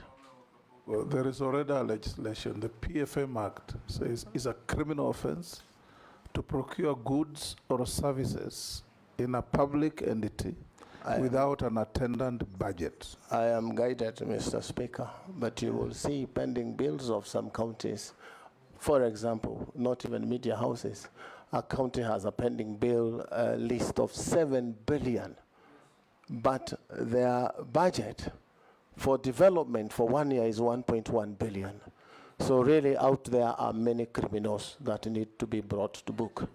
Very many criminals, including government itself. When you procure services of a media house and you do not pay, again, it touches on the same thing, procurement. And you will understand, Mr. Speaker, that there used to be something called e-procurement, which doesn't work. I am sure it doesn't work for a reason. Because if e-procurement works and IFMIS works, and the controller of budget is in between, you would never be able to commit money to projects for as long as those systems are working. So again, the laws are made here. Sometimes they are not enforced, like you're talking of the misuse of computer and cyberbullying and all those things. The law is there. It's just the enforcement. Suffice to say, there is now a new app. Mr. Speaker, I wanted to clarify that some of the pending bills, the Honorable Nominee, it's not necessarily that there was no budget that was there. There was budget and government procured the services, but there was no exchequer when the service was done. There was no money. You know, government, a budget is a document of intent. So they go and collect money. If they don't collect enough money, then they have no money to pay. That is the way it is most of the time. And if you can pay, if you can deal with the pending bill in your ministry in the manner that you understand, the better for the government. Sure. Mr. Speaker, if you allow me to school my friend Honorable Junet a little bit on the issue of pending bills, is that the money was not there then. But if you look at it aggregately, the total is that if you have closed your books of the year and you have 7 billion as pending bills, and the following year it turns to 9, it means there was no money for that particular project. Otherwise, if it was, you should be able to clear your bills in the successive year. But how you can accumulate 7 billion as your pending bills, even if there was no money exchequer then, it means there was a 6-point-something billion that you spent that you could not, you should not have spent. Mr. Speaker, let me ask the nominee this question then. The pending bills, for example, for roads, is 700 billion shillings at the national level now. So does that mean that all that procurement was done without a budget? The simple answer, Mheshimiwa, is as the Speaker says, the PMF Act stipulates how you spend government money. Speaker. So, Dawood, what is it? Can he respond to that first? Yeah, it's regarding the pending bills he's speaking about. I want to ask him, because he was the governor of Kiambu, when he left, what amount of pending bill did he leave behind for his successor? Mr. Speaker, that is an easier one. It was about 300 million, and these were projects running between my the second last year of the term, and we would have been able to pay those. Mr. Speaker, to protect Kenya's investors, business, and the Gen Z, sometimes government buries its head in the sand and pretends sometimes not to know exactly what is happening. Mr. Speaker, if I'm confirmed and I go to the minister, we should be able to bring these things to light and discuss openly on the problems that face the country. You also asked me why me and not a Gen Z. Mr. Speaker, this country has room for all of us. Gen Zs, millennials, and yourself and I, Mr. Speaker. So that... You didn't appoint yourself, so... No, you don't have to belabor that. Thank you, Mr. Speaker, for go on and answer the question. Your guidance. Yes. I think I have answered Mr. Mule's questions. Point of order, Mr. Speaker, and I'm sorry to call for a point of order. Who is that? Myself. Yes, Mule. Maybe I can repeat my questions to the nominee because he seems to have lost track of the question. My first question was, earlier you had alluded that you can have a discussion with Starlink. And Starlink, introduction of Starlink in this country will definitely kill Safaricom tomorrow. Yes. And therefore, the government will lose the revenue they have been collecting from Safaricom and also the investment they have done on the fiber cable. Right. My question is, how will you protect foreign investors not to come and kill Kenyan's company on the expense of what they intend to do in the country, despite that there are satellite on the river? There is massive investment of fiber cable in this country. Question number two, we are talking about Vision 2030. The emphasis is that the development of knowledge-based economy, highlighting the emphasis of ICT integration in education to enhance productivity and efficiency within the country. How will you use the office, if approved, to make sure that ICT become a key pillar in education sector in this country, to make sure that we don't have this issue we are facing whereby we cannot leverage on what comes out of the school and take advantage of the concert city as it was envisaged by the Vision 2030. Thank you. Thank you, Mr. Speaker. Honorable Mule, the issue of Starlink that I referred to when I think I was answering Honorable Koichi's question was in as far as we don't have fiber optic and we don't have masts in places like, for lack of a better example, Garissa or one of those places. And masts of aerial masts of Starlink are available. And as we speak now, today, Kenyans are using Starlink. I am told by CA, the regulator, that they are in talks with Starlink on conditions that they've been given to work in Kenya. And I'm sure those conditions will surface in the matter that you raise. It's also important to understand that most of the investors in this field are also foreign, and they are private businesses. As a businessman, where I stand, we should be able to create a fair playing ground and competition for businesses, because again, it will be unfair to protect some modern and innovative ideas from coming into society like Kenya simply because we would want to protect. I'm sure the regulator should be able to find a balance where we do not lock out. I will tell you that from where I sit, I know that Starlink has given a lot of work in Nairobi in terms of connectivity until they do not have the frequency anymore. But Kenyans, as innovative as they are, they're able to go to Meru, buy a Starlink dish and activate it in Meru and bring it back to Nairobi. One is the speeds that Kenyans are talking about, because you will get speeds of up to 200 Mbps on a 2,800 fee, and that is what Kenyans want, value for money. So we should be able to strike a balance on those things. Education, part of it. I'm sure that if I am confirmed, we should be able to set out a curriculum that will be used in TVETs, used in the constituency hubs and in the ward hubs as training centers for Kenyans to acquire the necessary skill as one of the pillars in the master plan for ICT and digital economy, and then use the young innovators, the young Gen Zs and others to be able to start their own small hubs where every corner of the country a Gen Z will be involved in digital enterprise for their own good. So that's my take.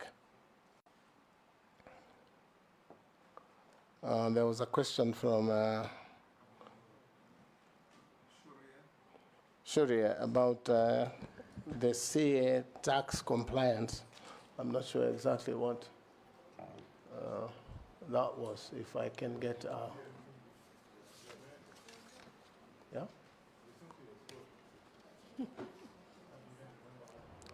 I'm not sure exactly, Speaker, how. He's left.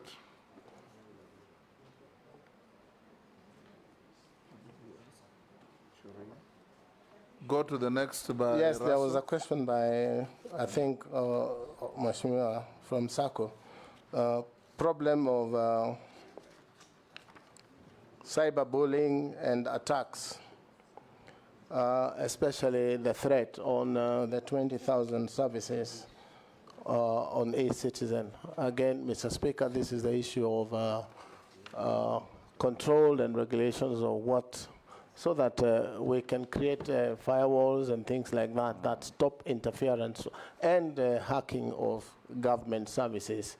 And it has happened in the first world, and we should be able to do that ourselves here in Kenya. So we should be on the forefront in making sure that these services are free from interference from hackers, attackers, and bullies. Rahab, you'll pass. Mishi? Thank you, Honorable Chairman. Honorable Chairman, much of the vital questions have already been asked, but I'll just ask a few of them. My first question is on the internet outage by service providers, which often disrupt businesses, education, and access to critical services, leading to significant consumer losses. If approved, what policies or regulations will you implement to ensure internet service provider compensate users for prolonged outages? Furthermore, how will your ministry enforce service level agreements to guarantee reliability and accountability from providers? My second question, our constitution envisage right to information, and as Parliamentary Service Commission, being one of the commissioners, we have a dream of ensuring that Kenyans can follow live proceeding in our parliament, both the houses, that both in the chamber and also in our committee meeting. We have tried, but we have limited resources. Do you think there is a room for collaboration between your ministry and Parliamentary Service Commission to ensure that we actualize this dream? And my last question is to appreciate and consider the recent completion of the Mombasa to Malaba fiber project aimed at enhancing connectivity. My question will be, what specific programs are you going to put in place to ensure that the local communities can benefit, and in particular, the youth within those counties where we have that project of Mombasa Malaba fiber project, to ensure at least we have like digital literacy and access on online opportunities? Thank you, Honorable Chairman. Yes, Nominee. Thank you, Chair. On the issue of internet outage, again, this is a big problem in the country, and every time you call these providers, they have stories that they are not aware. So we probably may need to do some regulations that and ask every provider to be able to monitor outage. But it's tricky because you will find, Mr. Speaker, we have some providers who have capacity of 1 gig in a certain area, but they have acquired or given internet to double that capacity, meaning every other time half of the places will not be working. And this is something the regulator should be able to take up quickly and make sure that we have consistent, stable internet for business. But you will also see that most of the internet services are based on stable power. So if we have unstable Kenya power supply, you will find that sometimes there is outage because of lack of energy from Kenya Power. So it cuts across departments, but we should be able to bring these people together and see what we can do to reduce outage. one of the ways, Mr. Speaker, to do so if it is a result of power is to have green energy available, and solar is really not that expensive. A hub can get 4 panels that will keep the hub running for probably 70% of the time when the sun shines. But yes, it's a concern for many. It's also a concern that you will pass some places on mobile network is not working, 3G or 5G. So it's something that I should be able to take up with the regulator and see what it is that the department can do, even in terms of compensating people on the time that they have lost. But knowing businessmen in Kenya as we are, sometimes it's tricky when you start talking of compensations, but it is something that can be looked into. I don't know exactly why PSC or Parliament would not have stable internet when government owns 20% of the internet on the cable. So, Madam Misha, Honorable Misha, if I'm confirmed, I will bring a direct line of internet into the National Assembly. And that should be internet that is almost free. Because if you look at internet as a pipe of water, it is full of water flowing, and it doesn't stop flowing. So if it is not tapped, it means it goes to waste. Again, Mr. Speaker, policy-wise, it's important that we try and classify internet as not only essential, but a vital, essential, and desirable commodity. You will find that water is a utility, power is a utility. I would want to drive the ministry, if I'm confirmed, Mr. Speaker, to classify internet as a vital, essential, and desirable utility, so that the issues of way leave, etc., and the fees that are charged by counties become a thing of the past, so that we can move internet to the whole republic and people enjoy high-speed internet. You will find that even things like hotspots that were put by government, most of them are not working because they were put, internet connected, the switches were put, the extenders were put in place, but there was no sustainability plan. And in my first few days in office, if you confirm me, is to make sure that we have an arrangement with ISPs who have services there and probably have cross-trade with what they pay in fees, and they man those public hotspots so that there is internet every corner of the republic. As the president says, every market should have internet, and that is my belief. I guess, yes, Mr. Speaker, Deputy Speaker. Thank you. I just have a few questions for you, Honorable Kabogo, from the members of the public.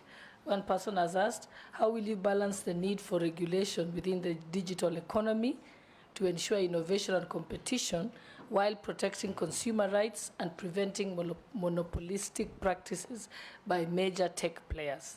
That's one question.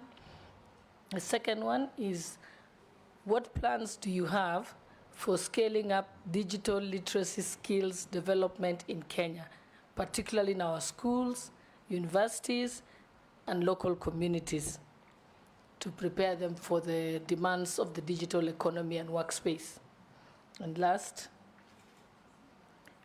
how will you address the issue of radio and TV stations, particular vernacular stations, promoting betting and gambling, which has increasingly affected all segments of society, including older generation? What measures will you implement to regulate such content and protect vulnerable populations and curb this negative social impact through that caused by excessive gambling? Good. Those are questions sent in by members of the public. Thank you. Let's take one more from Naisula. This is a direct question. If approved for appointment, what 5 key deliverables can the youth of Kenya expect to see from your office in the short and medium term? Mary Masse, you have a question from member of the public? Yes, from the member of the public. Is saying, digital services require public trust. How would the CS nominee maintain ethical standards in the use of technology, especially in projects that involve surveillance or data collection? And then the second one is, ICT projects have historically faced challenges related to corruption and mismanagement. What specific measures will the CS nominee implement to ensure transparency and accountability in ICT procurement processes?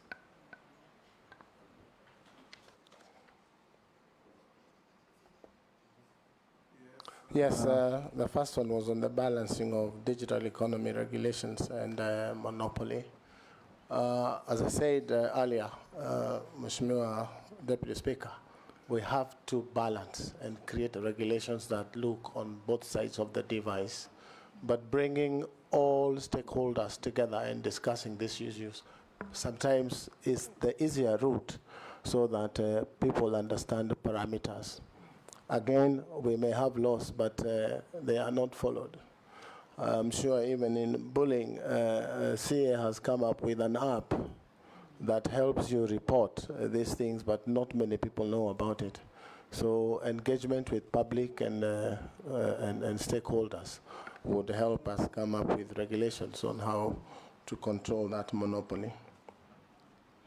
Plans on how to scale digital skills. We have said we develop curriculums on TVETs in secondary schools and all these things, which we will work together with the Ministry of Education to make sure that this very vital tool is available to Kenyans through secondary, TVET, and even primary schools.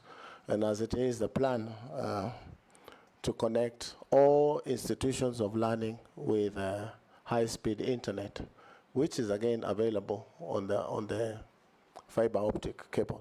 That will enhance learning.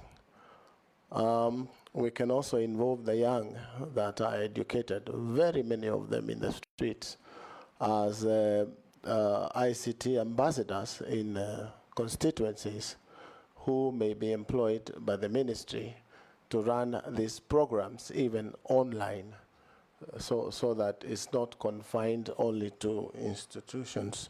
And that is my thinking. Betting, Mr. Speaker, it is a very serious problem. Where you find, without risking naming radio stations, you will find a young man holds a knife to the mother in the morning and asks for 100 shillings. And if you don't give, nitakuduka. And this is betting. I am sure there must be a way of controlling betting in Kenya. It is a big problem. One may not understand because it looks like 100 shillings in betting, which is neither here nor there. But if you listen to what this radio station say, they have 1 million people early morning putting 100 shillings and hoping to earn 100,000 shillings. If my mathematics are right, Mr. Speaker, that is 100 million shillings in that first hour of the day on one radio station.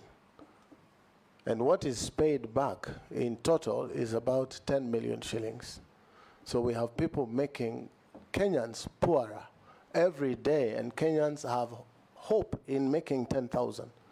But they don't understand that 100 million shillings has been collected.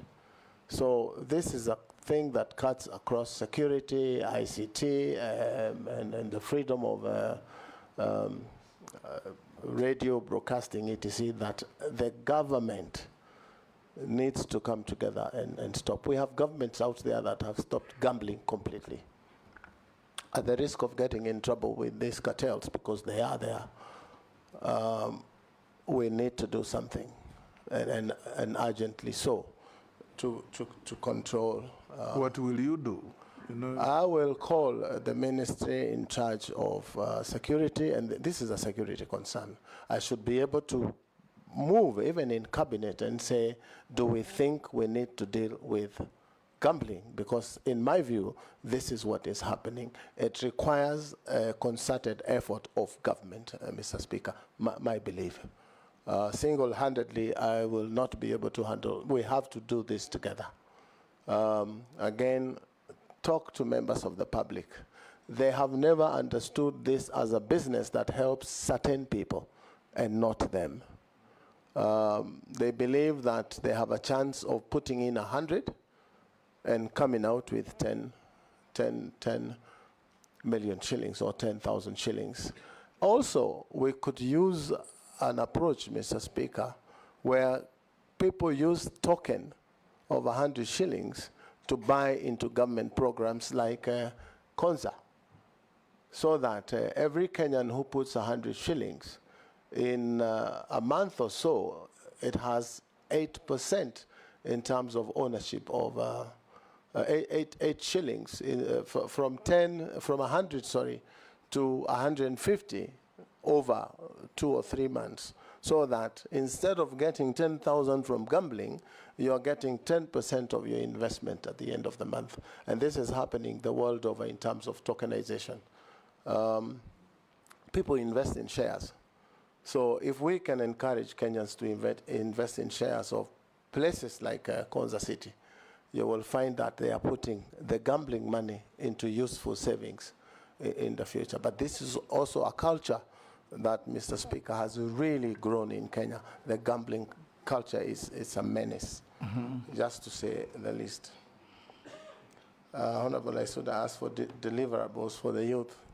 We are saying we want to involve them to come to these cyber cafes, learn, and engage them to take loans of government. I will be proposing a loan fund for the young, the youth, and everyone, ICT loan fund for startups, where we will lend them LPOs to buy computers, to buy routers, and to have rent to pay.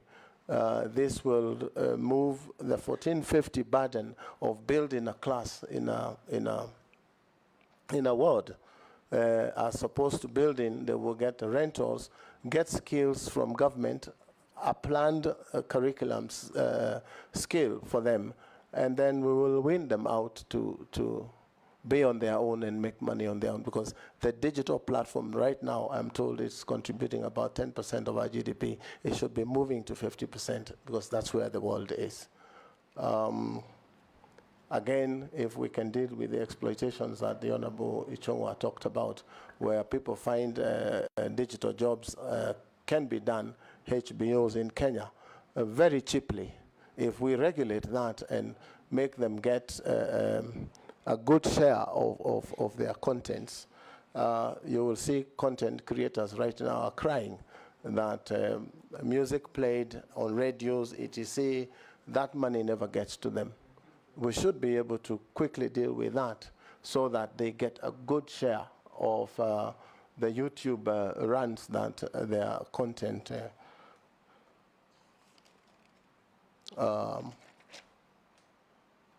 transparency.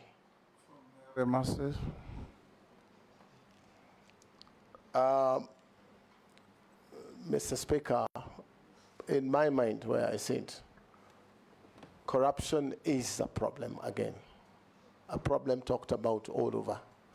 But if the dealings of government are in the open, for example, there is a portal of the Ministry of ICT and the stuff that the ministry is doing, the engagement with public will put fear in people who plan to do certain things, Mr. Speaker, corrupt dealings. Information is power in the hands of the public, and creating discussions openly. But you will find, again, corruption, Mr. Speaker, doesn't happen on the payment. It happens from inception. So if these things are brought to the open, it will minimize corruption in public affairs. So as a ministry, if I'm confirmed, I should be able to say I will make sure in the next 6 months, if I'm confirmed, Mr. Speaker, that the Ministry of ICT and Digital Economy is completely digital, and hoping that other ministries, because we now have officers, I'm told, Ministry of ICT directors in every ministry, we should be able to get Kenya government services digital completely. There's a lot of talk out there of e-citizen not working. I've been a victim myself, Mr. Speaker, trying to pay discharge fees for land. And it's important for us sometimes to tell the public what is happening to these platforms. And what I understand, and which we should be able to deal with, Mr. Speaker, is that the front end, which is the application to pay, is automated, such that you can do that in 15 or 5 minutes, so to speak. But when the application for discharge goes to lands, there are files that they have to go through manually to be able to generate an invoice for you. So we've done half the automation. So we should be able to tell Kenyans how progressively we are doing in terms of automating end to end. And I'm sure that can be sectionalized in every ministry that is giving government services. But getting 20,000 services today is not a simple thing. So I'm thinking if we all buy into the idea of making Kenya a digital country in terms of government services, it will be easy for everyone, even for members of parliament, where they want to know exactly what is happening in every ministry. And those portals are available for read only. You should be able to know from the ministry, even as opposed to you asking a question from a minister, you should be able to know exactly what is happening in the Ministry of Sports in terms of their development programs. So, Mr. Speaker, it's a journey that is worth taking, and we are equal to the task as government service providers. Mr. Thank you, Mr. Speaker. Yes. Probably just correct, Standard Media have put out that he said 1912 is when he started using computers. I just want him to clarify on record so that Standard Media doesn't play around with it. He was born 1912. Yeah, I know. I know. He's only 60. He was born in 1961, but Standard Media have said he started using computers in 1912. That's what they have reported. So we need to, he just needs to just say it. Mr. Speaker, I had said earlier that I had issues with the Standard, and I took them to court and made a little bit of money. So surely, I was not around 1912. But if they don't withdraw, I shall do what is necessary, Mr. Speaker. I thank you. We'll simply tell the country when you started using computers. Yes, I had said here, and it's on record, Mr. Speaker, that it was 1992. Yes. And I remember it very well. That's because what that time Somalia had just gotten into problems. Where did the Standard pick? Remember, I had said here, and it's on record, Mr. Speaker, that it was 19. Mr. Speaker, I thank you. We'll simply tell the country when you started using computers. Yes, I had said here, and it's on record, Mr. Speaker, that it was 1992. Yes. And I remember it very well. That's because what that time Somalia had just gotten into problems. Where did the Standard pick 1912? So probably he had 12 instead of 92. We just encourage let's not escalate it. We encourage you, gentlemen of the media, be as accurate as you can in reporting what is going on here. Because Honorable Kabogo didn't say 1912, and if he did, I would have stopped him. Because that would have been a crude misinformation. Honorable Kabogo, there's one more Kenyan called Muhuyo, who says, ask the nominee how he will ensure free, fair, and precise election by ensuring counting and release of result is fast and accurate, like in the US, where results for over 200 million voters is released in less than 48 hours, whereas here, we just have a less than 1/8 of the same. He's also, of course, not factually correct, because we know the case of Florida in the US, Yes. but you can answer. Mr. Speaker, thank you. That is a very genuine and good question. Yes. But the ministry that probably, if you confirm me, will have very little on the issue of elections because there is a body. But as a Kenyan, Mr. Speaker, I would want a situation where I walk into a ballot room where elections are being held. I am identified digitally, I vote digitally, and my vote is counted that minute. That is a dream that every other politician who has suffered things like I have suffered on issues of elections, it will be a thing of the past, but it's a dream for many countries. Before I come to the final issues, Honorable Kabogo, as a Kenyan, and if you are confirmed, you've been repeatedly asked here about cyberbullying, pornography, and dirty material on the net that's accessed by our children. We were in Australia in October, and the Prime Minister of Australia was moving a bill, the Prime Minister himself, to curtail access to social media by under 16s because of these kind of reasons.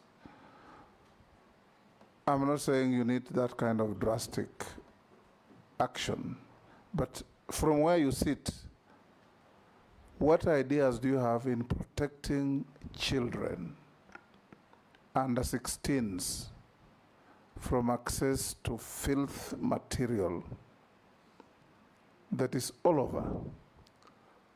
Mr. Speaker, I meet many parents who cry and say, look, I walked into my son's room and I didn't believe what I saw. How old was your son? 7. I walked into my daughter's room, I didn't believe what I saw. How old is your daughter? 10. Mr. Speaker. And remember, the state has a duty to protect and guarantee and guard the morals of our children. Mr. Speaker, as a parent, from where I sit, I don't think what you saw in Australia, if we did that here, would be a drastic move. It may be the first step towards curtailing such dirty players on the internet. The other thing is create very strict regulations for people like Facebook or TikTok, because they are on platforms, so that Kenya has a negotiation and an agreement with those platforms that they cannot do this, because even doing the law, as Australia is planning to do, enforcement, Mr. Speaker, is one challenge. But I would prefer to recommend to Cabinet that such a law be put in place ASAP, because what is out there is really shocking. And we cannot deal with the morals and teach children morals if this is what they see on internet. It gets to a point as a parent, you wish that there was no internet. You wish there was no social media, because of the exposure of these things in the minds of children. So it's a bad problem. It's worse than gambling. It is really bad. And as minister, if I'm confirmed, Mr. Speaker, I know there's a lot of money that these companies spend to stay afloat. But as a country, if we take a stand that this cannot happen in Kenya, and a drastic move is taken to ban one of them, then the rest will toe the line. If you see the debate on TikTok and between America and China, you will see that money is really moving, but something positive is about to happen. So as a Kenyan, a parent, and probably as a minister, is something that is really concerning about what is available there. You cannot even face your children in your own living room because of the material that has come to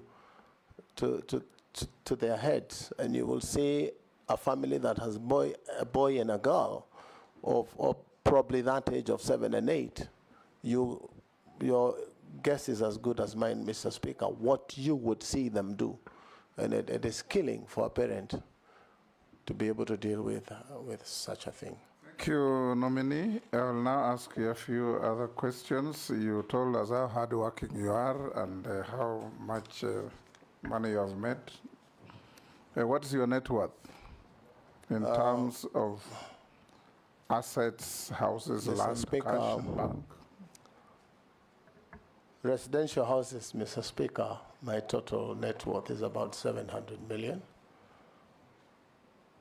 Movable assets of about 40 million, Mr. Speaker. Land and farm, about 756 million, Mr. Speaker. Cash and current assets of about 64 million, Mr. Speaker. Beg your pardon. And interest and shares in companies, approximately 1.5 billion. So a total of about 3.01 billion, Mr. Speaker. Yes. Conservatively, Mr. Speaker. Conservatively, yes. You are worth over 3 billion. That's what you said, yes. Thank you, Mr. Speaker. Have you ever been convicted? Yes, Junet. Mr. Speaker, when I listened to the presentation on the issue of net worth, the nominee said he has a movable asset. I suspect that should be vehicles and such things. Yes, for Mr. 40 Speaker. million shillings. Yes, Mr. Speaker. Only? Conservatively, yes, sir. Yeah, I saw another vehicle that looks very ugly. I thought that alone is 40 million. The one that looks like something else on the road. You remember? Mr. Speaker, vehicles get devalued almost up to zero, accounting-wise. And you know the prudent rule in accounting, you anticipate both losses and profits. So, yes, it could be about 40 million. Yes, Murugara? It is said he also owns a chopper, and I don't see it anywhere here. A chopper. He actually owns, it's a movable, no. Mr. Speaker, it is true. I had one at some point when I was a young man. What happened to it? And I could fly it myself. I'm a pilot myself, Mr. Speaker. So when I couldn't fly as much, I decided to let it go. You sold it? Yes, I sold it. So it's part of the 3.06 billion. Yes, it's part. Have you ever been convicted of an offense in a court of law? No, sir, I have never been convicted. Have you ever been adversely mentioned in any parliamentary committee report, apart from the cited documents? No, I have never been mentioned, Mr. Speaker. Do you hold an office in a political party? No, I don't, Mr. Speaker. I resigned from Tujibebe when I was nominated by the president. You nominated a caretaker? Not as yet. The party is going through the process. Have you ever been dismissed or removed from an office? No, sir. On account of contravention of Article 75 of the Constitution? No, sir, I have never been. Okay.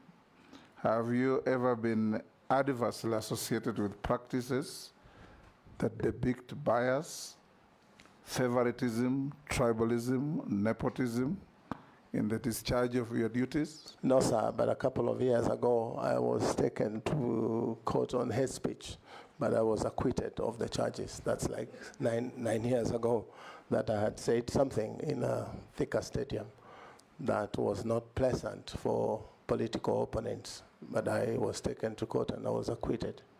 Was it tribalistic or nepotistic? No, it was not tribalistic. It was just political statements. Right. Thank you. We now come to an end with you. Make sure you collect your documents that have been cross-checked with what we have and found to be in order. There was a bit of memoranda on you. We've seen your responses and they are reasonably satisfactory. So unless you are lawfully held, thank you so much. You are discharged to thank go you so back much, to your Mr. Speaker, businesses. And, members of the National Assembly. Asanteni sana. Thank you.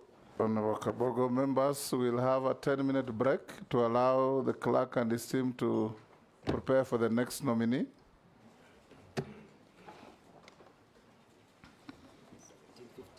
Yeah. So we resume at 5:50, 10 to 6.